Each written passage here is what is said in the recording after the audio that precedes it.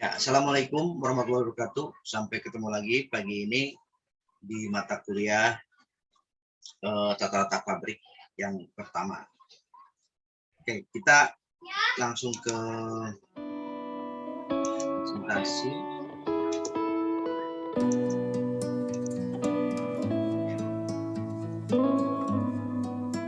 Oke, waktu kemarin kita sebenarnya udah full perencanaan pabrik, memang di industrinya. Sekarang kita akan bahas mengenai perencanaan pabrik untuk di kantor.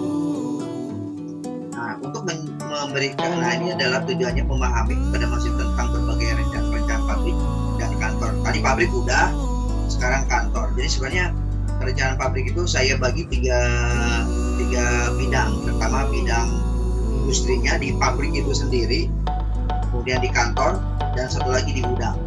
Nah, gudang ini kalau cukup berarti sampai kita bahas gudang, kalau tidak cukup berarti kita semester depan kita lanjut tata letak pabrik kedua.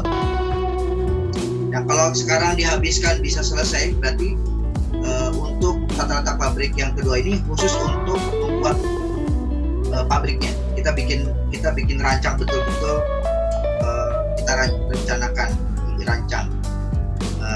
Saya minta sih sebenarnya nanti untuk semester depan kalian akan bentuk kelompok minimal maksimum 3 orang ya, kalau bikin satu orang bisa aja kalau mau ngerjain tugas tiap minggu tuh tugas untuk bikin kita betul-betul merancang aja masing-masing. Satu kelompok ditugaskan untuk merencanakan pabrik dari mulai seperti mempraktekkan mata kuliah dari awal ya, sampai selesai, sampai perhitungan, sampai nanti kita bikin pengennya itu sambil kita buat nanti terakhirnya adalah bentuk market pabrik. Nah, sekarang kita akan bahas mengenai kantor.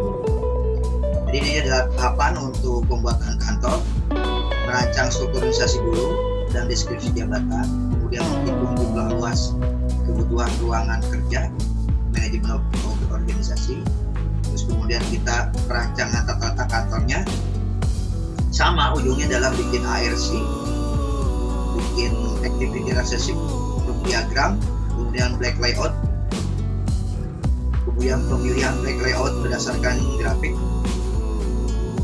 baru pembuatan rencana layout kantornya seperti apa.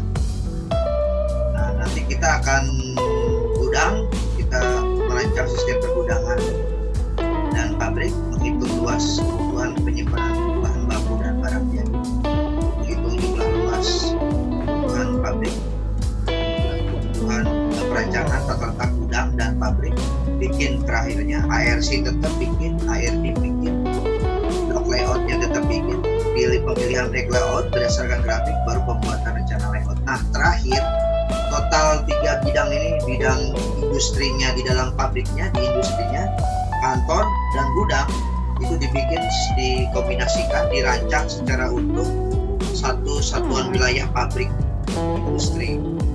Nah, nanti dibikin paket kayak arsitektur gitu loh. Nah, kayak gitu. Tapi kita masih mempertimbangkan apakah itu sebaiknya sih sampai ke sana bikin market pabriknya. Oke, lanjut ya. Kita pertama adalah kita mendesain organisasi. Kita kan sebenarnya udah belajar bagaimana membuat organisasi.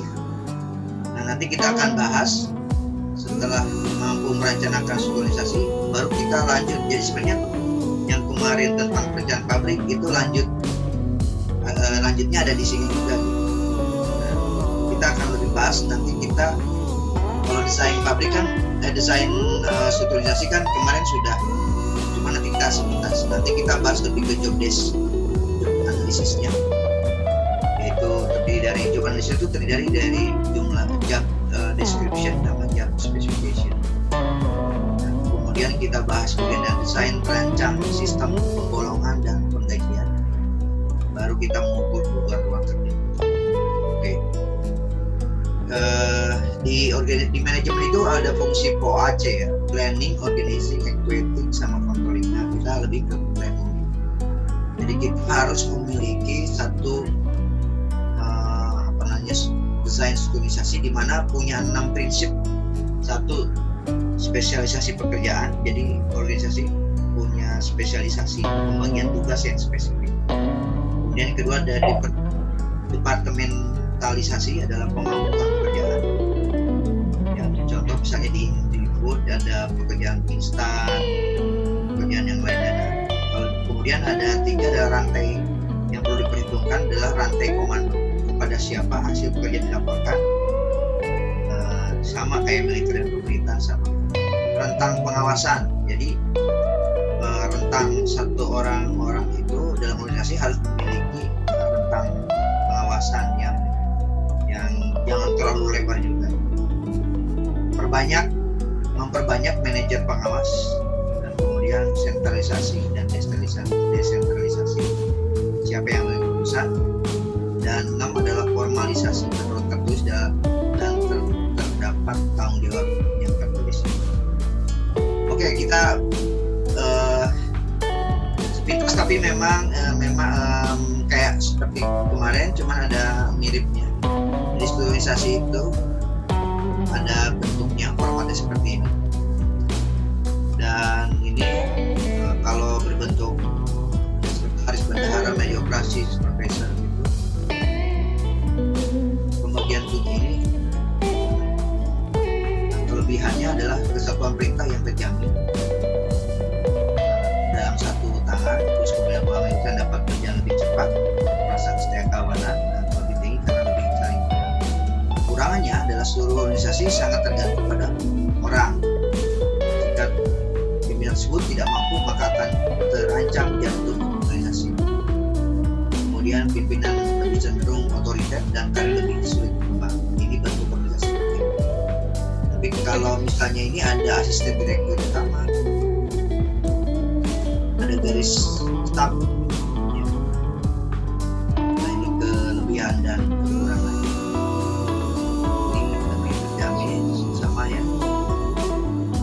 Mungkin sama kecenderungannya punya otoritas juga ada. Tapi ini ada garis staf tadi yang sama. Nah, kalau struktur fungsi ini ada kayak di sini ada rektor dan dekan masing-masing. Ini pembagian tugas lebih jelas, spesialisasi kalian dapat dikembangkan. Nah, kekurangannya sulit melakukan tour of duty. Perputaran pekerjaan agak susah.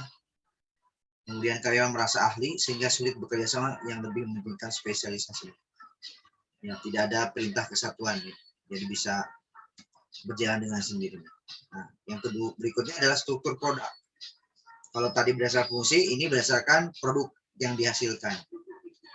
Ini ada Astra, ini punya ada direktur Toyotanya, Daihatsu, masing-masing punya. Tapi di dalam Astra Daihatsu-nya juga ada keuangan, produksi, pemasaran, personalia, masing-masing punya yang sama. Nah, tapi di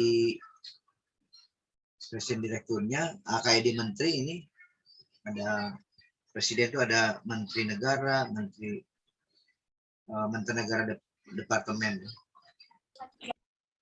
Kemudian non departemen juga ada, terus kemudian setingkat menteri ada komite dan lain-lain. Nah, ini adalah struktur matriks seperti ini adalah kombinasi dari antara fungsional dan project biasanya. Project A, project B terlibat juga anak buahnya di dalam direktur produksi, keuangan atau pemasaran. Dan tugas kalian kan sebenarnya cuma merancang strukturalisasi, di mana intinya sebenarnya merancang pekerjaan, didefinisikan sebagai proses pengorganisasian pekerjaan ke dalam tugas-tugas yang diperlukan melakukan sebuah pekerjaan. Nah, ini adalah 3 hal yang penting untuk dalam melakukan perencanaan adalah pertama, analisis alur kerja. Jadi flow diagramnya harus jelas. Baru itu strategi bisnis yang diambilnya dan bagaimana organisasi yang paling tepat untuk strategi tersebut. Jadi organisasi itu melihat dulu proses kerjanya gimana, bisnisnya apa. Nah, baru kita tetapkan strukturalisasinya yang pas seperti apa. Nah, ini ada 5 pendekatan dalam merancang pekerjaan. Pertama, menyederhanakan pekerjaan. Jadi semua pekerjaan itu yang kira-kira berulang-ulang dikelompok-kelompokkan agar lebih efisien dan efektif pekerjaan admin. Kedua adalah bisa juga ada pemekaran pekerjaan, misalnya pengiriman surat, tanggung jawab dan pendokumentasiannya siapa. Nah, itu yang dikembangkan di pekerjaan kita. Ketiga adalah masalah otoritas pekerjaan. Rotasi pekerjaan, merotasi pekerjaan. Nah, kenapa harus dilakukan rotasi? Biasanya dalam rangka untuk penyegaran. Jadi jangan sampai dia kerjanya itu aja bertahun-tahun. Nah, kalau diganti lagi kerja di tempat lain kan dia refresh lagi karena dia tantangan untuk belajar lagi. Nah, menurut saya bagusnya di perusahaan Jepang itu sistem rotasinya itu betul-betul jalan. Jadi nggak bisa tiba-tiba ujuk-ujuk langsung dia level tertinggi. Dia walaupun dia pendidikan tinggi, dia dari bawah dulu, dari nyapu dulu terus sampai dia pindahkan. Jadi dia dipindah-pindah muter-muter. Bisa orang keuangan tuh belajar produksi, belajar ke pemasaran, balik lagi ke keuangan terus muter. Jadi kayak lingkaran yang muter terus kayak helikopter gitu. Muter. Jadi dari terus dari yang bawah terus naik ke atas, sambil naik sampai pada saat kita orang yang sudah berpengalaman di perusahaan itu, pengetahuannya tuh bisa menguasai semua, bisa bidangnya semua tahu, macam keuangan, bidang produksi, manajemen produksi atau PPIC, pemasaran, jadi semuanya tahu. Itu kelebihan. Jadi kalaupun ada yang tidak bisa, misalnya si A nggak bisa hadir misalnya, karena ada sesuatu kasus atau apa, dia bisa mengerti karena dia pengalaman di situ pada saat tahun lalu, misalnya dia mengerjakan hal itu. Jadi semua bisa di-replace pekerjaan. Kemudian baru memperkaya pekerjaan. Jadi pekerjaan yang ada itu perlu diperkaya supaya dia memiliki produktivitas. Bagian misalnya agar pekerjaan lebih menarik, bagian pengadaan juga diberi tugas mendistribusikannya ke internal dan lain sebagainya. Ini dalam rangka encourage atau memperluas. Kemudian kelima adalah desain pekerjaan berdasarkan tim. Jadi di dalam pendekatan organisasi perlu ada teamwork dalam mengerjakan proyek-proyek. Nah, sekarang kalau kita sudah tahu bagaimana mendesain organisasi, baru setelah organisasi itu didesain, baru kita akan detailkan setiap organisasi, setiap kotak-kotak jabatan itu didetailkan. Kira-kira butuh apa sih? Kita harus melakukan analisa jabatan atau analisa pekerjaan. Yaitu adalah menganalisis pekerjaan merupakan proses pengumpulan informasi yang digunakan untuk membuat keputusan tentang pekerjaan. Hal ini dilakukan dengan mengidentifikasi tugas, kewajiban, tanggung jawab, dan pekerjaan tersebut. Ya sebenarnya adalah menuangkan, jadi kita tuh sedang menuangkan hal-hal yang telah diidentifikasikan, dijelaskan, dan didefinisi oleh analisa pekerjaan dalam sebuah dokumen yang disebut dengan deskripsi pekerjaan. Nah, deskripsi pekerjaan itu dijelaskan yang penting adalah ringkasan dari tugas dan kewajiban dan tanggung jawab yang lebih detail. Ya. Biasanya terkait dengan informasi nama pekerjaan, lokasi, sumber informasi, kemudian ringkasan pekerjaan, kewajiban tanggung jawabnya, kemudian spesifikasi pekerjaan. Misalnya kualifikasi dari orang yang akan ditetapkan itu, apakah pendidikannya seperti apa, karakteristik karya yang dibutuhkan, dan kemampuannya apa, dan dibutuhkan dalam melakukan pekerjaan itu secara baik. Jadi nanti job analysis itu ada dua yang akan dibangun. Pertama adalah job deskripsi. Job deskripsi itu ada semacam penjelasan jabatan ini tuh nama jabatannya apa, ngapain aja, tugas tanggung jawabnya sama siapa, laporan sama siapa, membuatnya apa saja, dia punya mengendalikan apa aja. Itu job deskripsi. Makanya di sini ada duties, tugas, punya responsibilities atau tanggung jawab.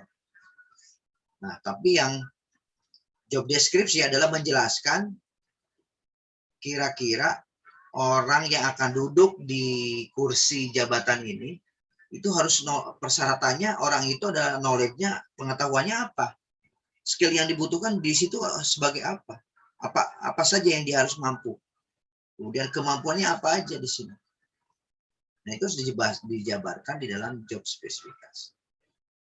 Nah, kalaupun nanti ternyata antara job deskripsi dan job deskripsi dan job spesifikasi sudah dijelaskan, didokumentasikan, kemudian ada orang yang diproseskan masuk ke situ, ditempatkan di jabatan, kursi jabatan tersebut dengan job spesifik tersebut, pas dicek orang tersebut mau masuk ke tersebut, dicek ternyata masih ada yang kurang, contoh misalnya knowledge, skill. Nah, itu bisa dilakukan training. Jadi gap antara orang yang setelah diakses orang itu seperti apa dibandingkan dengan job desk yang dibutuhkan, ternyata masih ada yang kurang, ada yang gap. Baru ranahnya adalah tugasnya si training manager untuk melakukan upgrading dari kemampuan orang tersebut. Baik itu di training internal ataupun dikirim kepada lembaga training tertentu.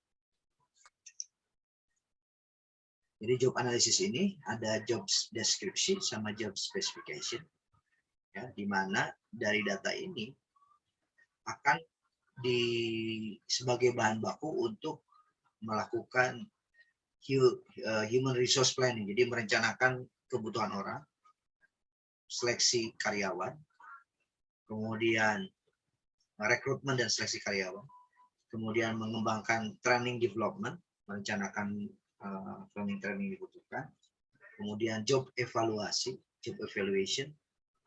terkait dengan KPI gitu, terkait dengan remuneration atau penggajian atau penggolongan atau penggajian. Si A ini berhak nilainya segini, naik pangkat sekian-sekian nanti di remuneration.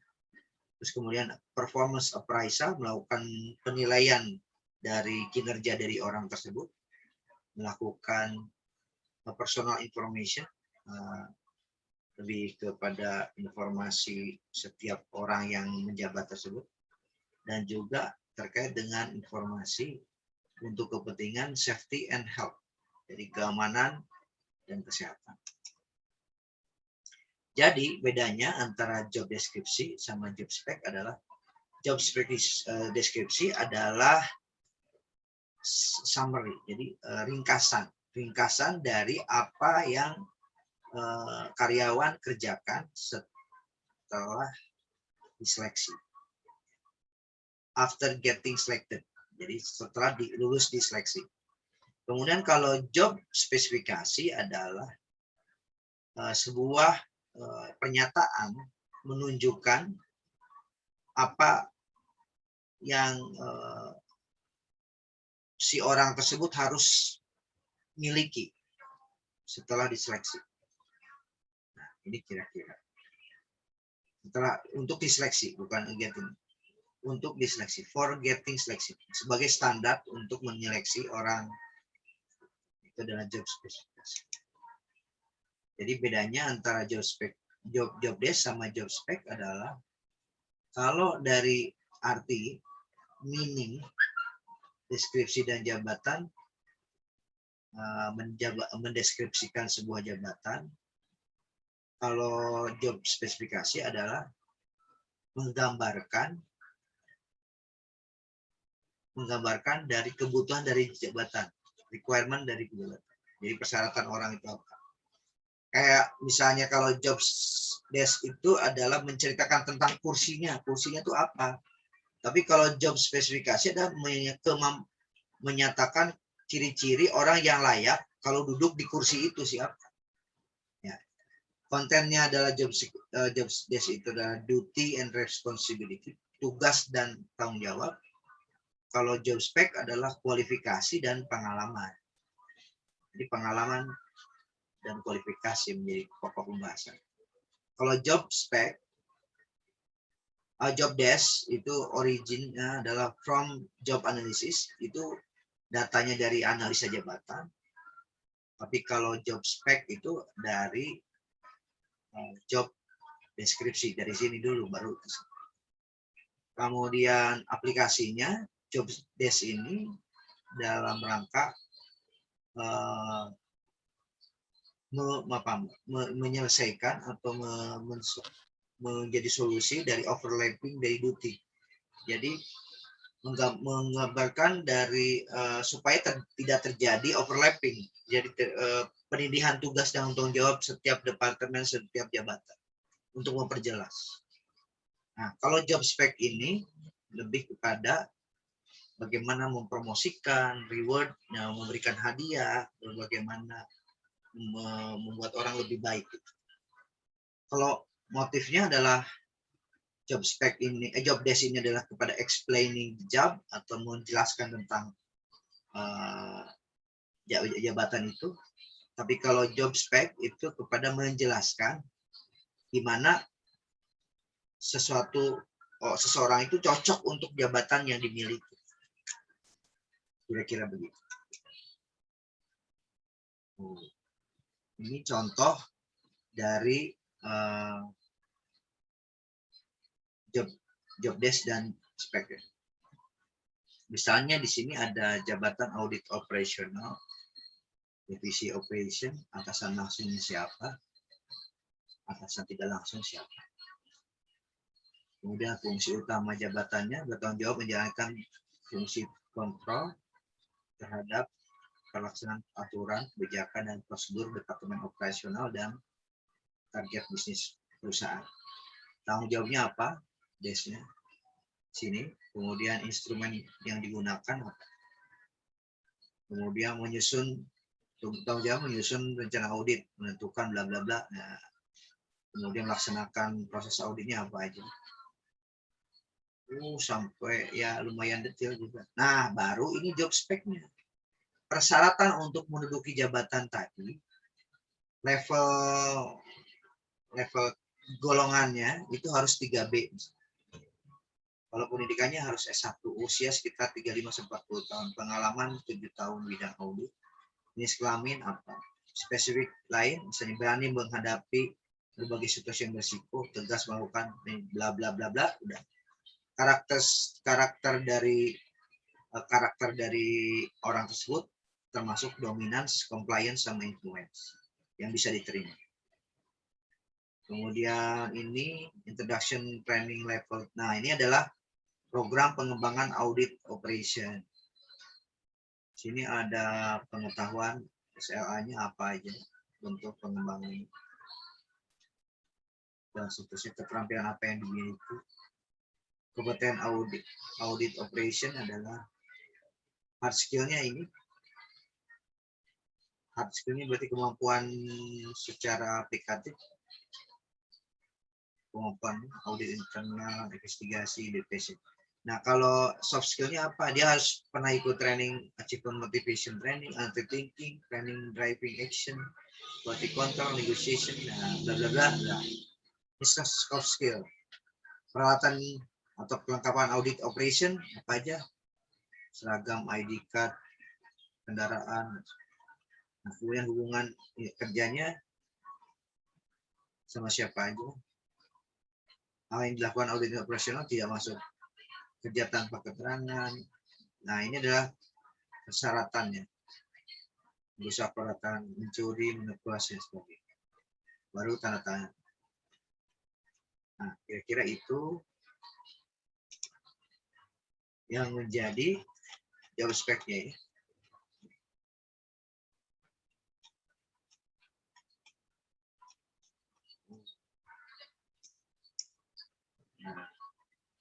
Kemudian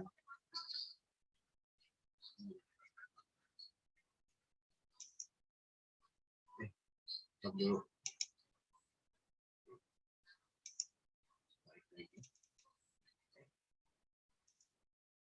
Mesti mati dulu.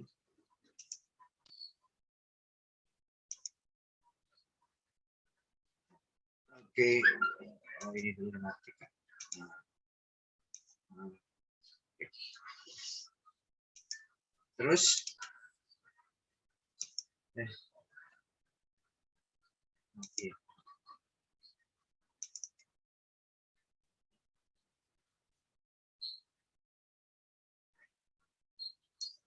Bentar ya.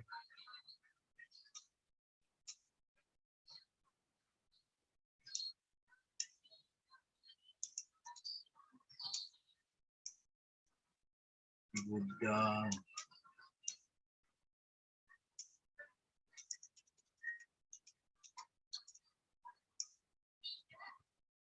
Mana nih?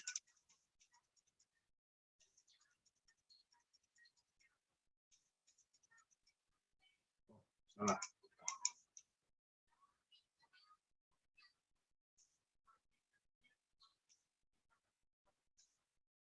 Nah, ini dia. Oke, terus ke nah, ceritanya tadi udah dibaca ya. Nah, ini adalah tugas grup ya, minimal 2 orang, rencanakan organisasi perusahaan pabrik pembuatan rotan furniture Cirebon, buat strukturnya dan job desk-nya, kemudian daftar rencana kompensasi organisasi. Nah, kirim ke Hersunumi aja minggu depan ya. Terus, nah sekarang kita mulai ke jumlah biaya tenaga kerja. Nah, di dalam sistem kompensasi tenaga kerja itu ada buruh harian, buruh borongan, ada komisi atau insentif, atau gaji tetap pegawai, sama take home pay kombinasi. Yaitu adalah gaji tetap ditambah insentif. Nah, di dalam perusahaan itu banyak yang sudah menerapkan sistem golongan. Golongan 1, golongan 2, golongan 3 gitu. Jadi golongan ini untuk menunjukkan level atau pangkat gitu. Jadi golongan 1 misalnya clerical. Clerical itu buruh. Golongan kedua lebih ke low management, semacam supervisor. Nah, berarti ini clerical itu apa aja sih? Oh, ada jabatannya apa namanya? Supervisor, ada jabatan naik tingkat misalnya. Jadi misalnya A ada kasir misalnya paling rendah, kemudian atau operator kalau di kantor. Kemudian B itu adalah team leader, C itu supervisor, D itu jadi jabatan itulah yang kita tetapkan nanti kita misalkan jabatan organisasi yang udah kita punya baru tapak ini levelnya apa nih. Nah, level itu ada golongan A, B, C, D. Dan ini versi ada nanti setiap ini nggak perlu harus A, B, C apa bentuknya ya. Silakan aja nanti itu semua tapi nanti sistemnya ada seperti ini. Nah, di sini ada skor penilaian. Sistem yang dulu saya rancang itu orang datang kemudian diakses. Oh, kamu berapa pengalaman sekian. Terus ini punya ini pendidikannya apa dan sebagainya dimasukin ke komputer langsung keluar pring. Ada skor penilaian nilainya sekian misalnya. Nilainya misalnya 1,1. Oh, berarti dia harusnya golongan mulai karirnya mulai dari golongan B, C gitu atau apa. 1B, 1C gitu. Nah, kalau nanti pas diwawancara, oh cocoknya di sini nih. Nah, baru kita diskusikan mengenai tugas tanggung jawabnya. Nah, itu juga sama, mau level apapun dinilai dulu. Kalau nilainya di atas nilai penilaian asesmen kita, nilai skornya di atas 2, ya berarti masuknya ke level low management. Nah, nanti golongannya A, B, C, D. Terus nanti golongan middle juga sama. Dan seterusnya. Jadi, take home pay itu adalah penggabungan dari gaji tetap ditambah insentif. Gaji tetap itu minimal sama dengan UMR, upah minimum regional. Misalnya di Cirebon berapa ya? Udah nyampe 2 atau belum nih? Nah, Jalengka masih 1,5 7,8 kali ya. Mungkin 2 lebih kalau di Cirebon. Nah, UMR itu menjadi patokan. Baru dibuat sistem penilaian. Misalnya pada sebuah perusahaan parkir dibuat 4 golongan. 1, 2, 3, 4. Nah, baru kita tetapkan gajinya itu dikali, misalnya gini nih, 0,1 pas di saat dinilai skor penilaian asesmen. Nah, faktor pengali itu dari ini. Itu terserah kita ya, perusahaan mau dikalinya berapa. Tapi nanti kan ada grading, misalnya clerical 0,75, low management 0, sekian, terus sampai pengalinya tuh kali-kali dari UMR-nya. Jadi istilahnya kalau UMR-nya naik, otomatis ini juga bergerak naik gitu. Tergantung levelnya. Misalnya ini kasir 0,75. Tadi kan dari gaji pokoknya, kebetulan gaji pokoknya udah tinggi nih UMR-nya 3,9. Kali 0,75 dari gaji pokok 2,9. Dan seterusnya. Tinggal dipengali aja pakai Excel, pakai rumus. Nah, di pokoknya sekian. Sebagai upah minimum nominal. Nah, yang kedua adalah insentif. Setelah dipengali itu gaji pokoknya sekian, tunjangan jabatannya apa aja? Kan insentif itu macam-macam, ada tunjangan jabatan, tunjangan makan, mau tarifnya 15.000 sehari atau ya sehari dikali berapa hari, 25 hari kerja, berapa nilainya. Kalau transportasi berapa, misalnya mau berkali harian atau gimana. Nanti jadi jumlah take home pay adalah gaji pokok ini ditambah tunjangan jabatan, tunjangan makan, tunjangan transportasi. Tetapi mengenai insentif itu kembali diserahkan kepada si perusahaan.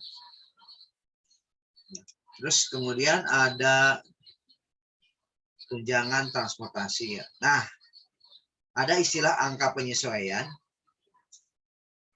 Kalau angka penyesuaian itu mungkin pada saat di penerapan di sistem penggolongan ini ternyata sudah ditetapkan terlebih dahulu sistem sistem kontrak kerja dengan mereka itu bisa juga tidak sesuai. Misalnya udah digaji 5 juta, pas setelah dinilai sebenarnya tuh ada di bawah gitu. Nilainya tuh ada di bawah yang seharusnya, misalnya 4.500.000, tetapi pas sebelum dilaksanakan penilaian diterapkannya sistem golongan ini, si orang ini merasa, oh dia udah tanggung kemarin kan 5 juta, nggak mungkin kan gaji orang gara-gara asesmen terus gajinya diturunin jadi pas 0,5 juta.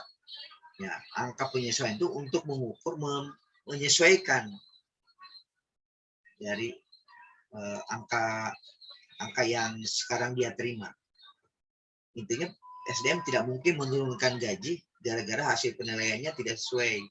Karena itu kebijakan lama, 500. Tetapi nggak apa-apa, nanti dikasih angka penyesuaiannya. Tetapi pada saat dia setiap tahun kan bekerja, ada nilai penilaiannya itu nanti akan dia setelah melewati dari angka 5 juta tersebut, maka penyesuaiannya tidak berlaku. Kayak seperti inilah. Nanti ini penyesuaian jadi naik. Ya, naik ya, ada tambahan penyesuaian 12.500 jadi segini. Ya.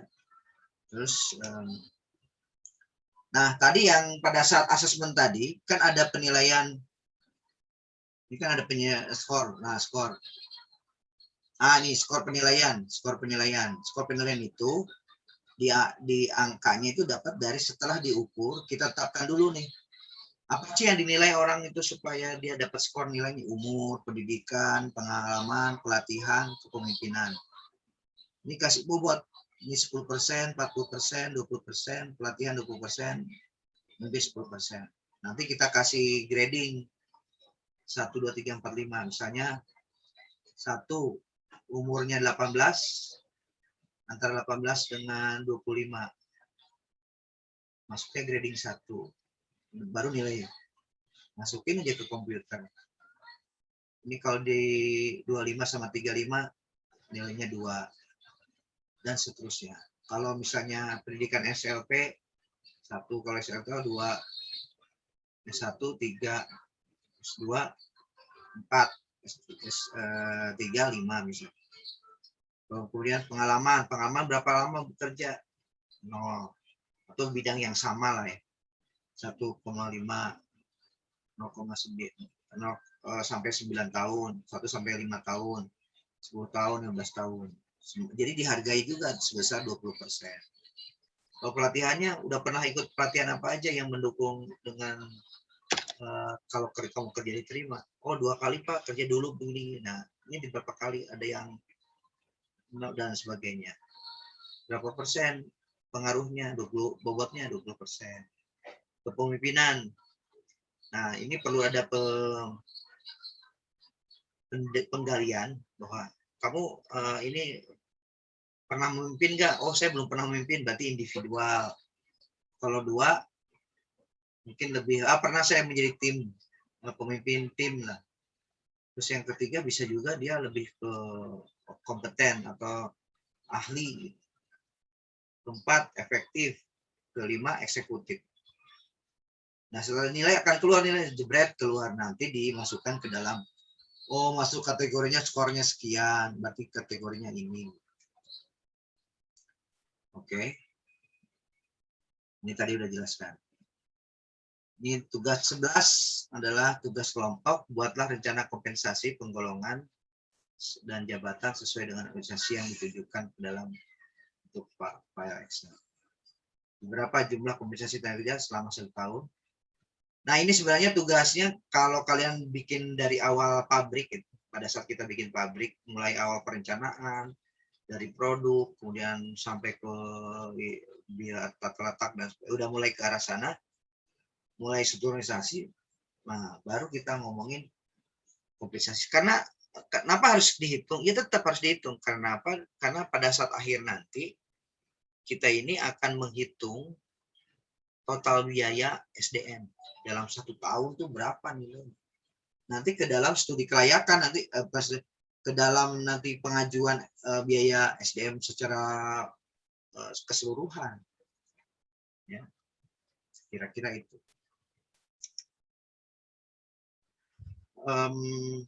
Paling itu aja untuk sementara. Nanti kita akan belajar di membuat jumlah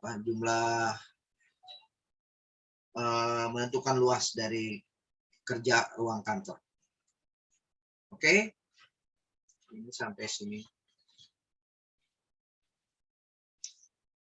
Oke, ada pertanyaan?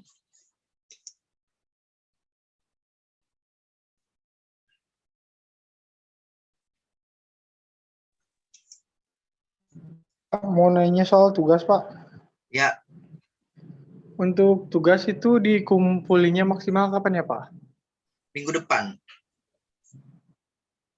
Jadi sebelum mulai kirim. Tapi ya kalau nggak bisa ya sebisa mungkin kirim aja. Nanti saya akan kolek si A pernah mengumpulkan pekerjaan berapa kali gitu. Lumayan kan untuk membantu penilaian. Nah, ini sebenarnya pertanyaan tugas-tugas itu pada semester 2 itu akan dibuat real. Kalian betul-betul membuat, kita bikin proyek. Proyeknya itu ya tugas-tugas itu dikumpulkan. Jadi kita betul-betul bikin pabrik, 3 orang bikin pabrik, rencanakan pabrik, sampai terakhirnya tuh ujungnya adalah bikin market pabriknya. Ini ada orangnya, ada pabriknya modelnya begini, ini ada kursinya, ada apa gitu. Semacam arsitektur lah. Gitu. Oke, ada pertanyaan lagi? Pak boleh ke ini nggak Pak, slide tugasnya Pak, mau di screenshot. Tadi kecepatan Pak. Ini sok screenshot.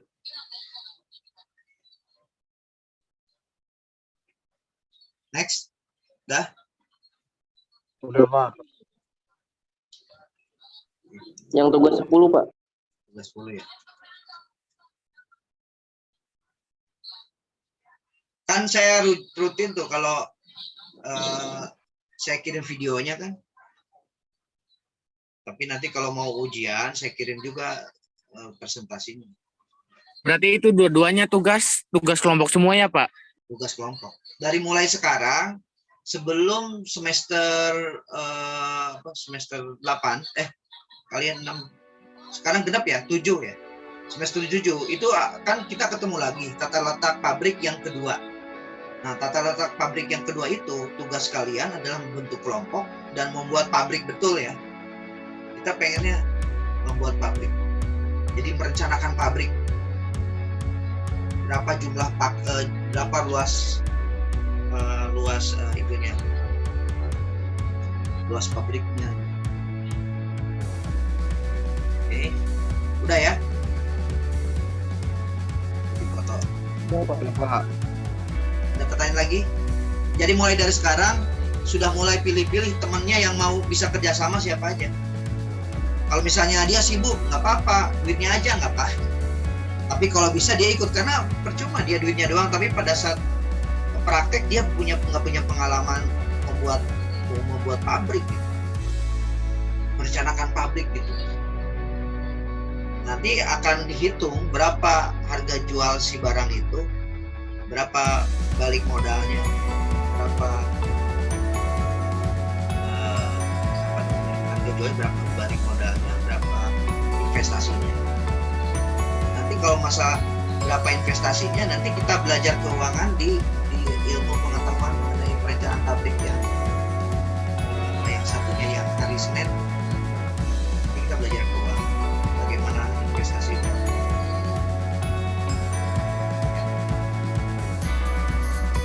Jadi ya diharapkan setelah ikut training ini, tata pabrik, training perencanaan pabrik, training apalagi ergonomi semua, itu paham betul. Kalau mau bikin pabrik, kamu ngerti. Bikin sendiri, kamu ngerti bikin pabrik. Bisa menghitung berapa biaya harga jualnya, balik modal, investasi. Makanya banyak orang industrial engineer itu banyak jadi pengusaha. Ada pertanyaan lagi?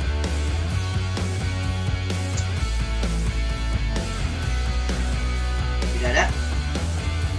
Kalau tidak ada, saya ucapkan terima kasih atas kedatangan atau bergabungnya di mata kuliah ini. Saya lihat kemarin tuh ada 71 orang, wah surprise juga ya, banyak yang ikut. Tapi pas ujian tuh nggak nyampe 71 ya. 37-an, 47-an tahun. Oke, terima kasih. Wassalamualaikum warahmatullahi wabarakatuh. Waalaikumsalam warahmatullahi wabarakatuh.